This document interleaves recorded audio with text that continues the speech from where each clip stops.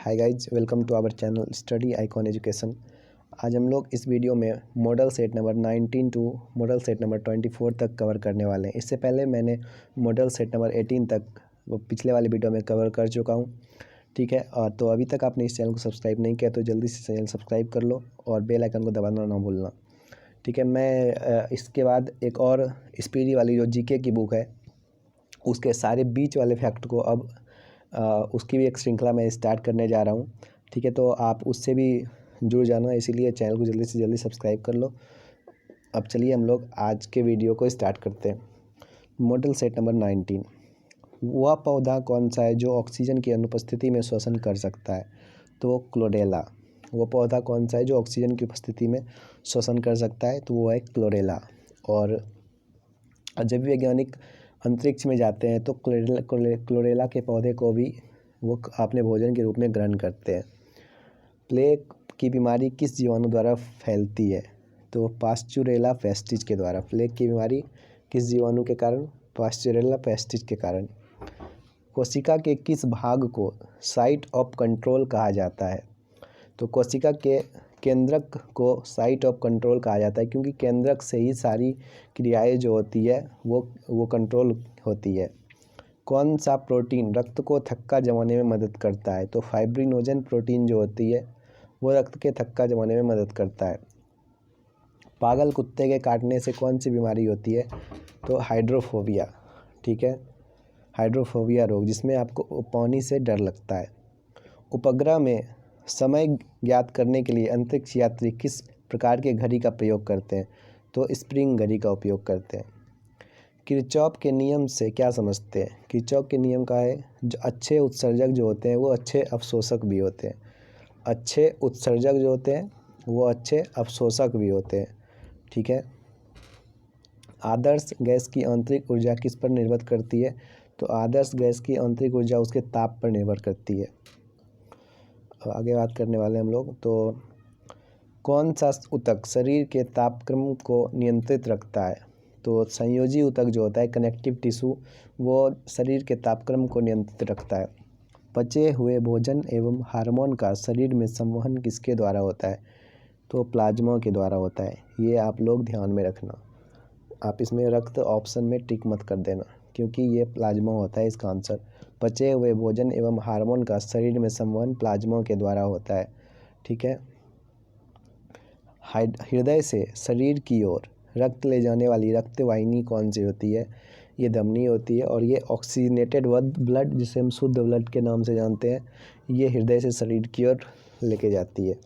Tetanus द्वारा शरीर का प्रभावित अंग क्या होता है? टिटनस से तंत्रिका तंत्र प्रभावित होता है, ठीक है। शैवाल, ईस्ट, अमीबा में किस प्रकार का विभाजन होता है? तो अर्धसूत्री विभाजन होता है, जिसे हम लोग एमाइटोसिस के नाम से जानते हैं। शैवाल, ईस्ट, अमीबा में किस प्रकार का विभाजन होता है? तो अर्धसूत्री विभाजन होता है। कांच को कैसे प्राप्त किया जाता है? सोडियम, कैल्शियम और कार्बोनेट को सिलिका के साथ गर्म करने पर, सोडियम कैल्शियम को कार्बोनेट के साथ, कार्बोनेट को सोडियम हो गया, कैल्शियम के कार्बोनेट को सिलिका के साथ गर्म करने पर कांच प्राप्त किया जा सकता है। नाखूनों और बालों में उगने वाला ऊतक को क्या कहते हैं? तो क्रेटिनोफिलिक कहते हैं। नाखूनों और बालों में उगने वाले ऊतकों को क्या कहा जाता है? तो क्रेटिनोफिलिक कहा जाता है। जर्मन सिल्वर किसका मिश्रण होता है? तो जस्ता और निकल का होता है। जस्ता और निकल का होता है, ठीक है। किस खनिजों को बेवकूफ़ों का सोना कहा जाता है? तो आयरन पायराइट या आयरन सल्फाइड, ठीक है। आयरन पायराइट या आयरन सल्फाइड। अगर इसके सूत्र की बात करें तो ये FeS होता है, आयरन पायराइट या आयरन सल्फाइड। एक एंगस्ट्रम किसके बराबर होता है? तो 10⁻⁻10 मीटर के बराबर होता है। चलिए हम लोग सेट नंबर कवर करने वाले 20। डिहाइड्रेशन में शरीर में मुख्यतः किस रसायन की कमी हो जाती है? तो सोडियम क्लोराइड की कमी हो जाती है। E=mc² को किसने प्रतिपादित किया था? तो ये आइंस्टीन ने किया था। रॉकेट किस सिद्धांत पर कार्य करता है? संवेग संरक्षण के सिद्धांत पर। वृक्क की कार्यात्मक इकाई क्या होती है? तो नेफ्रॉन होती है। एक शराबी व्यक्ति में किस विटामिन की कमी हो जाती है? तो विटामिन C की कमी हो जाती है। कवक में संचित भोजन किस रूप में रहता है? तो ग्लाइकोजन के रूप में होता है। कवक में संचित भोजन जो होता है वो ग्लाइकोजन के रूप में रहता है। ज्वालामुखी पर्वतों में कौन सी गैस निकलती है? तो सल्फर डाइऑक्साइड निकलती है और इसके साथ जलवाष्प भी निकलती है। भारत का प्रथम न्यूक्लियर रिसर्च रिएक्टर कौन सा है? तो ये अप्सरा है। भारत का प्रथम न्यूक्लियर रिसर्च रिएक्टर कौन सा है? तो अप्सरा है। कार्य का सीजीएस पद्धति में मात्रक क्या होता है? अर्ग होता है और एसआई यूनिट में उसका जो मात्रक होता है वो जूल होता है। मोटर गाड़ी में ईंधन के रूप में प्रयुक्त गैसोहोल किसका मिश्रण होता है? तो पेट्रोल और अल्कोहल का मिश्रण होता है गैसोहोल। किस प्रकार के प्रतिबिंब को पर्दे पर उतारा जा सकता है? तो वास्तविक प्रतिबिंब जो होता है, जो रियल इमेज होता है, उसे पर्दे पर उतारा जा सकता है। वायुयान की चाल एवं ध्वनि की चाल के अनुपात को क्या कहते हैं? तो मैक संख्या बोलते हैं। क्या बोलते हैं? मैक संख्या। समतल दर्पण में व्यक्ति को अपना प्रतिबिंब देखने के लिए दर्पण की लंबाई कम से कम कितनी होनी चाहिए? समतल दर्पण में जो है व्यक्ति को अपनी प्रतिबिंब देखने के लिए दर्पण की लंबाई कम से कम व्यक्ति की लंबाई की आधी होनी चाहिए। अगर व्यक्ति को अपना पूरा प्रतिबिंब देखना है तब ये कंडीशन है। समुद्र की दूरी मापने की इकाई क्या होती है? तो नॉटिकल मील होती है। समुद्र की दूरी मापने की इकाई नॉटिकल मील होती है। किस सामान्य यंत्र की सहायता से प्राश्रव्य तरंगें उत्पन्न की जा सकती है? तो सोनार के द्वारा प्राश्रव्य तरंगें उत्पन्न की जा सकती है और प्राश्रव्य तरंगें जो होती है वो 20,000 हर्ज से ज़्यादा फ्रीक्वेंसी वाली तरंग को प्राश्रव्य तरंग के नाम से जानते हैं। ठीक है। लैंगरहैंस द्वीप समूह कहाँ पाए जाते हैं? तो अगन्याशय में पाए जाते हैं। उत्तेजित भीड़ को तितर बितर करने में पुलिस द्वारा प्रयोग की जाने वाली अश्रु गैस कौन सी होती है? अमोनिया होती है। जैसे कि आप लोगों ने देखा भी होगा कि जब भी भीड़ एक जगह इकट्ठा हो जाती है तो पुलिस जो है वो अमोनिया गैस का ही प्रयोग करती है, जिसे हम लोग आंसू के गोले के नाम से सुने होंगे आप लोग। तो अश्रु गैस जो होती है वो अमोनिया की होती है। सिक्का किस धातु का बना होता है? तो तांबा और टिन, कॉपर और टिन, कॉपर और टिन की बनी होती है सिक्का धातु। अब चलिए हम लोग अब सेट नंबर 21 कवर करने वाले हैं। टेस्ट ट्यूब बेबी का अर्थ क्या है? पात्र निषेचन और फिर गर्भाशय में प्रतिरोपण। पात्र निषेचन और फिर गर्भाशय में इसका प्रतिरोपण। लीवर में भविष्य के लिए कौन सा विटामिन भंडारित रहता है? तो विटामिन ए। ठीक है। लीवर में भविष्य के लिए कौन सा विटामिन भंडारित रहता है? तो विटामिन ए। और एक चीज़ आप लोग यहाँ पे और याद रख सकते हो कि पॉलिश चावल में जो होता है वो विटामिन बी का कमी हो जाता है। कैंडिला किसका मात्रक है? तो ज्योति तीव्रता, जिसे हम लोग इंग्लिश में बात करें तो ल्यूमिनस इंटेंसिटी के नाम से जानते हैं। ग्रहों के गति के नियम को किसने प्रतिपादित किया था? ठीक है। तो ग्रहों के गति के नियम को प्रतिपादित किया था केपलर ने, और इसका ये T² is directly proportional to r⁻³ ठीक है। तो ये भी आप लोग याद रखेंगे। ग्रहों के गति के नियम को इन्होंने ऐसे इक्वेशन भी दिया था इसका। ठीक है। तो आप लोग ये भी याद रख सकते हो, एग्जाम में कभी कभार इसके बारे में पूछा भी जाता है। अब हम लोग बात करने वाले हैं साबुन का बुलबुला किस कारण से रंगीन दिखाई पड़ता है? तो ये व्यक्तीकरण, ठीक है, व्यक्तीकरण के द्वारा। किन्हें लाल द्रव्य के उपनाम से जाना जाता है? तो पोटेशियम परमैंगनेट को लाल द्रव्य के नाम से जाना जाता है, पोटेशियम परमैंगनेट को। मनुष्य के लार में कौन सा एंजाइम पाया जाता है? तो मनुष्य के लार में टाइलिन एंजाइम पाया जाता है। चाबी भरी घड़ी में कौन सी ऊर्जा होती है? तो स्थितिज ऊर्जा होती है, पोटेंशियल एनर्जी से हम लोग बोलते हैं। तेल दीप की बत्ती में तेल किस कारण ऊपर उठता है? तो केशिकत्व क्रिया के कारण, ठीक है, जिसे हम लोग इंग्लिश में कैपिलरी राइज के नाम से जानते हैं। ध्वनि की चाल सबसे अधिक होती है इस्पात में। सोनार अधिकांशतः किसके द्वारा प्रयोग में लाया जाता है? तो नौ संचालकों के द्वारा। और रडार जैसे कि आप लोग जानते होंगे वायुयान का पता लगाने के लिए सोनार जो होता है वो नौ संचालकों के द्वारा, और सोनार जो है वो प्राश्रव्य तरंगों के सिद्धांत पर कार्य करता है। संतान के निर्धारण के लिए किसका गुणसूत्र उत्तरदायी होता है? पुरुष का। महासागर में डूबी हुई वस्तुओं की स्थिति जानने के लिए किस यंत्र का प्रयोग किया जाता है? सोनार का। मस्तिष्क संबंधी बीमारियों का निरूपण किया जाता है इलेक्ट्रोइंसेफेलोग्राम के नाम से जानते हैं इसको, इलेक्ट्रोइंसेफेलोग्राफ के नाम से, और हृदय संबंधी वाले को इलेक्ट्रोकार्डियोग्राम के नाम से जानते हैं, ईसीजी से हृदय के विकार को पता लगाने के लिए, और ईईजी से मस्तिष्क संबंधी बीमारियों का निरूपण करने के लिए। शरीर में ऑक्सीजन की पूर्ति किसके माध्यम से होती है? ठीक है, तो लाल रक्त कोशिकाओं के द्वारा, जिसे हम आरबीसी के नाम से जानते हैं।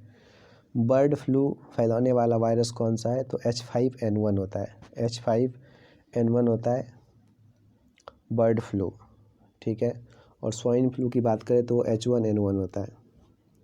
बर्ड फ्लू H5N1 और स्वाइन फ्लू H1N1 होता है। स्तनधारी वर्ग में रक्त का सबसे अधिक तापमान किसका होता है? बकरी का होता है। स्तनधारी वर्ग में रक्त का सबसे अधिक तापमान किसका होता है? वो बकरी वर्ग का होता है, 39 डिग्री सेल्सियस होता है। अब हम लोग कवर करने वाले हैं सेट नंबर 22। यदि वस्तु की चाल आधी कर दी जाए तो उसकी गतिज ऊर्जा क्या हो जाएगी? 1/4 रह जाएगी। जैसा कि आपको पता होगा काइनेटिक एनर्जी इक्वल्स टू होता है हाफ mv स्क्वायर होता है। ठीक है, तो उस वस्तु की चाल अगर आधी कर देंगे तो हाफ mv/2 का होल स्क्वायर अगर कर देंगे तो ये क्या हो जाएगा? तो ये काइनेटिक एनर्जी अपॉन 4 हो जाएगा। ठीक है, तो वो 1/4 हो जाता है। जी का मान क्या होता है? 9.8 मीटर प्रति सेकेंड, या कभी कभी आप इसको 10 मीटर प्रति सेकेंड स्क्वायर है, ये 10 मीटर प्रति सेकेंड स्क्वायर होता है। जी का मान विषुवत रेखा पर होता है न्यूनतम होता है। जी का मान महत्तम होता है ध्रुवों पर, पोल पर मैक्सिमम होता है, और विषुवत रेखा पर जो होता है वो न्यूनतम होता है। पृथ्वी की सतह से ऊपर या नीचे जाने पर जी का मान क्या होता है? घटता है। पृथ्वी की सतह से ऊपर या नीचे जाने पर जी का मान होता है क्या होता है? घटता है। पृथ्वी की घूर्णन गति बढ़ने पर जी का मान कम हो जाता है। पृथ्वी की घूर्णन गति बढ़ने पर जी का मान क्या होता है? कम हो जाता है। पृथ्वी की घूर्णन गति घटने पर जी का मान बढ़ जाता है। पृथ्वी की घूर्णन गति बढ़ने पर जी का मान घट जाता है, और घटने पर जी का मान बढ़ जाता है। पृथ्वी के केंद्र पर जी का मान क्या होता है? तो शून्य होता है। पृथ्वी के लिए पलायन वेग का मान क्या होता है? जिसे हम लोग एस्केप वेलोसिटी के नाम से जानते हैं, 11.2 किलोमीटर प्रति सेकेंड। सूर्य के लिए पलायन वेग 42 किलोमीटर प्रति सेकेंड, और चंद्रमा के लिए 2.37 किलोमीटर प्रति सेकेंड। पृथ्वी की सतह से ऊपर जाने पर वायुमंडलीय दाब क्या होता है? कम होता है। ठीक है, पृथ्वी की सतह से ऊपर जाने पर वायुमंडलीय दाब क्या होता है? कम हो जाता है। और वायुमंडलीय दाब को मापा जाता है तो बैरोमीटर के द्वारा। बैरोमीटर का पाठ्यांक जब अचानक नीचे गिरता है तो आंधी आने की संभावना होती है। ठीक है, और बैरोमीटर का पाठ्यांक जब ऊपर चढ़ता है तो मौसम साफ होता है। बैरोमीटर का तापमान जब धीरे धीरे नीचे आता है तो वर्षा होने की संभावना होती है। देखिए क्या है, तो जैसे ये बैरोमीटर का पाठ्यांक है। ठीक है, तो अगर बैरोमीटर का पाठ्यांक अचानक नीचे आ गया, ठीक है, तो आंधी आने की संभावना है। अगर धीरे धीरे नीचे आ रहा है तो वर्षा होने की संभावना। अगर बैरोमीटर का पाठ्यांक ऊपर जा रहा है तो फिर जो है मौसम साफ होगा। बर्फ़ के 2 टुकड़े को आपस में दबाने पर टुकड़े आपस में चिपक जाते हैं, क्योंकि दाब अधिक होने पर बर्फ़ का गलनांक घट जाता है। Very important question. बर्फ़ के टुकड़े को आपस में दबाने पर टुकड़े आपस में चिपक जाते हैं, क्योंकि दाब अधिक होने पर बर्फ़ का गलनांक जो होता है वो घट जाता है। शुद्ध जल का घनत्व क्या होता है? 1 ग्राम पर सेंटीमीटर क्यूब, या 10⁻³ ग्राम पर मीटर क्यूब। बर्फ़ का घनत्व क्या होता है? 0.9 ग्राम पर सेंटीमीटर क्यूब। एक बार हम लोग ये और फिर से देख लेते हैं कि बर्फ़ के 2 टुकड़े को आपस में दबाने पर टुकड़े आपस में चिपक जाते हैं, क्योंकि दाब अधिक होने से क्या होता है? बर्फ़ का गलनांक जो होता है वो घट जाता है। अब हम लोग बात करते हैं आगे। द्रव का घनत्व अधिक होने पर पृष्ठ तनाव क्या होता है? बढ़ जाता है। सरफेस टेंशन जिसे हम लोग बोलते हैं। द्रव का घनत्व अधिक होने पर पृष्ठ तनाव क्या होता है? बढ़ जाता है। द्रव का घनत्व बढ़ने पर केशिका नली में जो होता है वो द्रव कम ऊपर चढ़ता है। ताप बढ़ने पर द्रव की सांद्रता जो होती है घट जाती है। टेम्परेचर बढ़ने पर, ठीक है, टेम्परेचर बढ़ने पर द्रव की सांद्रता घट जाती है। इसका मतलब temperature is inversely proportional to 1/eta। ठीक है, श्यानता को हम लोग विस्कोसिटी के नाम से जानते हैं और उसको हम एटा से डिनोट करते हैं। तो इसका मतलब क्या है कि टेम्परेचर बढ़ेंगे तो श्यानता घटेगा और द्रव का घनत्व बढ़ेगा तो केशिका नली में जो होता है वो द्रव्य कम चढ़ता है ऊपर, और द्रव का घनत्व अधिक होने पर पृष्ठ तनाव बढ़ जाता है। मतलब density is directly proportional to surface tension. ठीक है, तो ये आप लोग याद रख सकते हैं। अब हम लोग कवर करने वाले हैं सेट नंबर 23। ताप बढ़ने पर गैस की श्यानता क्या होती है? ताप बढ़ने पर गैस की श्यानता क्या होती है? बढ़ती है। और यहाँ पे हम लोगों ने क्या देखा? ताप बढ़ने पर द्रव की श्यानता घटती है। तो बहुत ही इंपॉर्टेंट है, इसको आप लोग ध्यान में रख सकते हो। अगर द्रव है, ठीक है, तो उसकी श्यानता जो होगी वो घटेगी। देखिए श्यानता मतलब विस्कोसिटी को हम लोग एटा से डिनोट करते हैं। ठीक है, अगर ये द्रव है, लिक्विड है, तो फिर टेम्परेचर बढ़ने से ये घटेगा। ठीक है, बट अगर देख लें आप कि अगर गैस है तो फिर वो डायरेक्टली प्रोपोर्शनल वाला रिलेशन हो जाता है, डायरेक्टली प्रोपोर्शनल टू एटा हो जाएगा। तो ये आप लोग ध्यान में रख सकते हैं। आंधी आने पर छप्पर का उड़ना किस सिद्धांत का पर आधारित है? ये बर्नौलीज के प्रिंसिपल पे सिद्धांत पर आधारित है। यंग प्रत्यस्थता गुणांक का एसआई मात्रक क्या होता है? तो यंग प्रत्यस्थता गुणांक का एसआई मात्रक क्या होता है? वो न्यूटन पर मीटर स्क्वायर होता है। यंग प्रत्यस्थता गुणांक का विभव क्या होता है? ml⁻⁻1 और टी स्क्वायर होता है। ठीक है, ml⁻⁻1 टी स्क्वायर होता है। झूला झूलते कोई व्यक्ति झूला पर खड़ा हो जाए तो इसका आवर्तकाल क्या हो जाएगा? घट जाएगा। झूला झूलते कोई व्यक्ति अगर झूला पर खड़ा हो जाए तो इसका आवर्तकाल क्या होगा? घट जाएगा। यदि झूले पर एक व्यक्ति के स्थान पर 2 व्यक्ति बैठ जाए तो आवर्तकाल अपवर्तित रहेगा, क्योंकि जैसे आपको पता होगा कि आवर्तकाल जो होता है वो द्रव्यमान पे निर्भर नहीं करता है। वायु में ध्वनि तरंगें होती है, अनुदैर्ध्य होती है, जिसे हम लॉन्गिट्यूडिनल वेव के नाम से जानते हैं। ध्वनि का वेग सबसे अधिक होता है इस्पात में होता है। प्रस्रव्य तरंगों की आवृत्ति होती है 20,000 हर्ट्ज से अधिक होती है। अपस्रव्य तरंगों की आवृत्ति होती है 20 हर्ट्ज से कम। स्पष्ट प्रतिध्वनि सुनने के लिए परावर्तक तल का ध्वनि स्रोत के बीच न्यूनतम दूरी कितनी होनी चाहिए? 17 मीटर होनी चाहिए। ध्वनि के वेग का मान सबसे कम होता है गैस में। वायु में ध्वनि का वेग वायु में ध्वनि का वेग तापमान के घटने से घटता है। वायु में ध्वनि का वेग तापमान के घटने से घटता है। ठीक है, और वेग जो होता है, स्पीड जो होता है, वो डायरेक्टली प्रोपोर्शनल टू टेम्परेचर होता है और इन्वर्सली प्रोपोर्शनल टू इसके डेंसिटी के इन्वर्सली प्रोपोर्शनल होता है। ठीक है, और इसके दाब पर निर्भर नहीं करता, ये भी आप लोग ध्यान रखेंगे। प्रेशर से वो इंडिपेंडेंट होता है। अब हम लोग बात करने वाले हैं आगे। 1 किलो कैलोरी ऊष्मा का मान क्या होता है? तो 4.2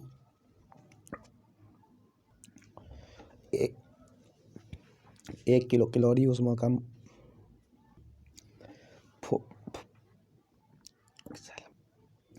4.2 × 10⁻² जूल होता है। मानव शरीर का सामान्य ताप होता है 37 डिग्री सेंटीग्रेड या 98.6 फ़ारेनहाइट। कमरे का सामान्य ताप क्या होता है? उसको आप लोग ध्यान रखेंगे। 27 डिग्री सेंटीग्रेड या 80.6 फ़ारेनहाइट। 27 डिग्री सेंटीग्रेड या 80.6 फ़ारेनहाइट। विशिष्ट ऊष्मा का एसआई मात्रक क्या होता है? जूल पर केजी पर केल्विन। विशिष्ट ऊष्मा का एसआई मात्रक क्या होता है? जूल पर केजी पर केल्विन। गुप्त ऊष्मा का एसआई मात्रक क्या होता है? Joule per kg. Joule per kg. Kelvin तापमापी में बर्फ का गलनांक क्या होता है? सेंटीग्रेड में 0 डिग्री सेंटीग्रेड होता है, और इसी को अगर हम लोग केल्विन में कन्वर्ट करेंगे तो 273 ऐड करना होता है। झरने में जब जल ऊंचाई से गिरता है तो उसका ताप क्या होता है? बढ़ जाता है। झरने में जब जल ऊंचाई से गिरता है तो उसका ताप बढ़ जाता है। ताप के सेल्सियस पैमाने पर परम शून्य ताप क्या होता है? -273 डिग्री सेल्सियस। क्या होता है? -273 डिग्री सेल्सियस। अब हम लोग आज का लास्ट सेट है, सेट नंबर 24। विद्युत केतली में पानी किस कारण गर्म होता है? संवहन, जिसे हम लोग रेडिएशन के नाम से भी जानते हैं।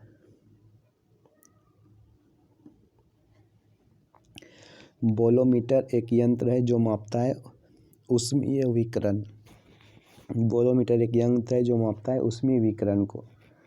किसी ठोस पदार्थ के बिना द्रव में बदले सीधे वाष्प अवस्था में परिवर्तित होने को क्या कहते हैं? ऊर्ध्वपातन बोलते हैं। सब्लिमेशन जिसे हम लोग बोलते हैं। जिस ताप पर कोई ठोस पदार्थ ऊष्मा पाकर द्रव में परिणत हो जाता है उसे गलनांक कहते हैं। उसे क्या कहते हैं? गलनांक कहते हैं या मेल्टिंग पॉइंट बोलते हैं। जिस ताप पर कोई द्रव्य ऊष्मा पाकर वाष्प में परिवर्तित हो जाता है उसे क्वथनांक बोलते हैं। द्रव से वाष्प में पदार्थ के अवस्था परिवर्तन को क्या कहते हैं? वाष्पन बोलते हैं। ठोस से द्रव में पदार्थों का अवस्था परिवर्तन क्या होता है? वो गलन होता है। दाब बढ़ने से किसी द्रव का क्वथनांक जो होता है वो क्या होता है? बढ़ जाता है। दाब बढ़ने से किसी द्रव्य का क्वथनांक जो होता है वो बढ़ जाता है। तेज हवा वाली रात्रि में ओस नहीं बनते हैं क्योंकि वाष्पीकरण की दर तेज होती है। ठोस कपूर से कपूर वाष्प बनने की प्रक्रिया को क्या कहते हैं? ऊर्ध्वपातन कहते हैं। बर्फ के गलन की गुप्त ऊष्मा क्या होता है? 80 कैलोरी पर ग्राम। वाष्प की गुप्त ऊष्मा होती है 536 कैलोरी पर ग्राम। रेफ्रिजरेटर में थर्मोस्टेट का कार्य क्या होता है? एक समान ताप बनाए रखना। प्रकाश तरंग में किस प्रकार की तरंग है? प्रकाश तरंग जो होती है वो अनुप्रस्थ तरंग, जिसे हम ट्रांसवर्स वेव के नाम से जानते हैं। प्रकाश का तरंग सिद्धांत किसके द्वारा प्रतिपादित किया गया? हाइजेंस के द्वारा। ठीक है, हाइजेंस के द्वारा। प्रकाश एक प्रकार की विद्युत चुंबकीय तरंग है। यह सर्वप्रथम किसने बताया था? मैक्सवेल ने बताया था। प्रकाश एक प्रकार का विद्युत चुंबकीय तरंग है, यह सर्वप्रथम किसने बताया था? तो वो मैक्सवेल ने बताया था। किसने सर्वप्रथम यह दिखाया कि प्रकाश तरंगों का विवर्तन होता है? तो ग्रोमाल्डी ने बताया था। किसने सर्वप्रथम यह दिखाया कि प्रकाश तरंगों का विवर्तन होता है? ग्रोमाल्डी ने बताया था। प्रकाश विद्युत प्रभाव का प्रतिपादन किसने किया था? तो आइंस्टीन ने किया था। प्रकाश विद्युत प्रभाव का प्रतिपादन किसने किया था? आइंस्टीन ने किया था।